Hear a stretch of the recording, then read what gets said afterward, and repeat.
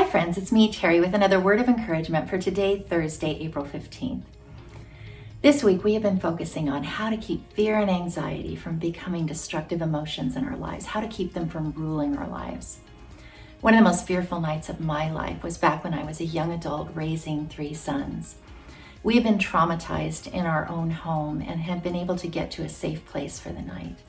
And when I was finally able to get the boys settled in to sleep for the night, I began to deal with my own fears, and the weather wasn't helping. There was wind and wave pelting the windows, and anxiety just overwhelmed me. So I grabbed a Bible and I asked God to help me to find something in His Word that would comfort me. I flipped around for a while, and then I found this verse and read it for the first time in my life.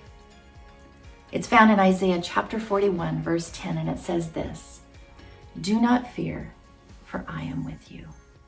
Do not be dismayed." And actually, in the version I was reading that night, it says, "Do not anxiously look about you." And boy, could I relate to that. So, do not fear, for I am with you. Do not anxiously look about you. Why? For I am your God. I will strengthen you and help you. I will uphold you with my righteous right hand. It was like God was speaking directly to me.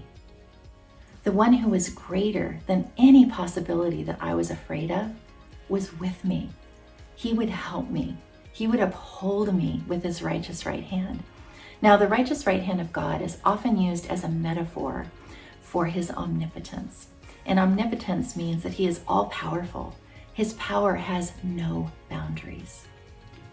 Chapter 26, verse 3 of the same book of the Bible, Isaiah, says this: "You," meaning God, "will keep in perfect peace those whose minds are steadfast because they trust in you."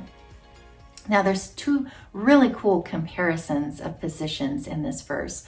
One, we can choose to steadfastly have our minds on our fears.